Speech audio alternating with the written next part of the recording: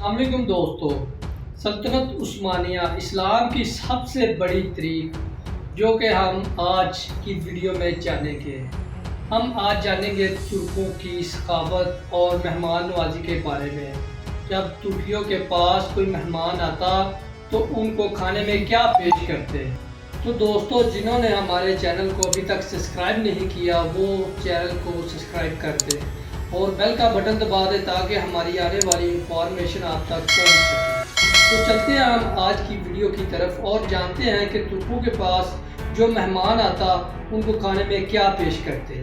یہ ہم آج کی ویڈیو میں جانیں گے، تو ویڈیو کے اینڈ تک ہمارے ساتھ جڑے رہے اور ویڈیو کو مکمل دیکھیں۔ جب عثمانی ترکوں کے پاس کوئی مہمان آتا تو وہ اس کے سامنے قہوہ اور سادہ پانی پیش کرتے۔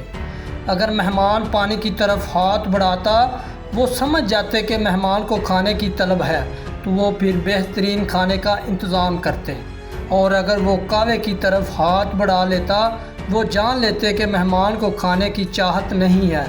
اگر کسی گھر کے باہر پیلے رنگ کے پھول رکھے نظر آتے تو اس کا مطلب ہوتا کہ ان کے گھر میں مریض موجود ہے۔ آپ اس مریض کی وجہ سے گھر کے باہر شور شرابہ نہ کریں اور عیادت کو آ سکتے ہیں۔ اور اگر گھر کے باہر سرخ پھول رکھے ہوئے یہ اشارہ کرتے ہیں کہ گھر میں بالغ لڑکی ہے، لہذا گھر کے آس پاس بازی جملے نہ بولے جائیں۔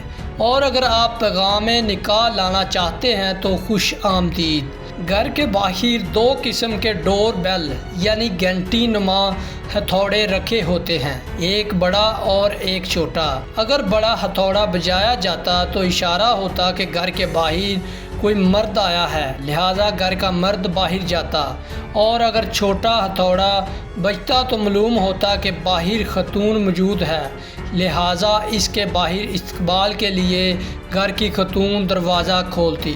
عثمانی ترکوں کے صدقہ دینے کا انداز بھی کمال کا تھا۔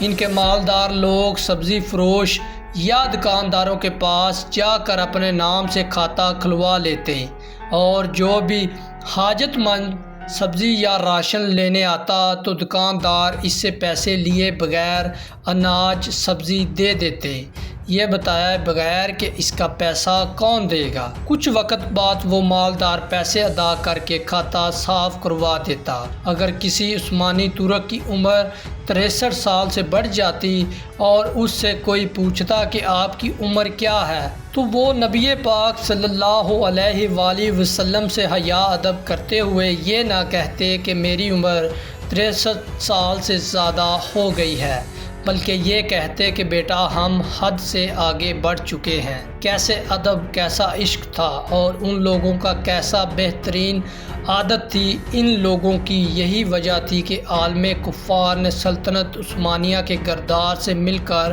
ٹکڑے کر ڈالا۔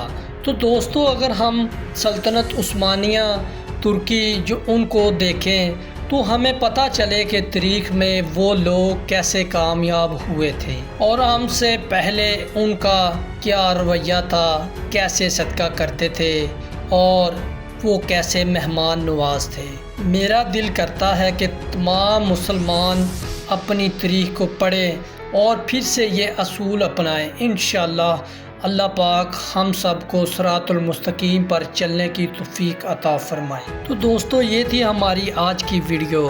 اس میں ہم نے یہ جانا کہ ترکی اپنے مہمانوں کو کیسے کھانا پیش کرتے اور وہ یہ جان لیتے کہ ان کو کھانے کی طلب ہے یا نہیں، اور اگر کسی کے گھر میں پیغام نکاح بیچنا ہو تو وہ کس طرح بیچتے ہیں۔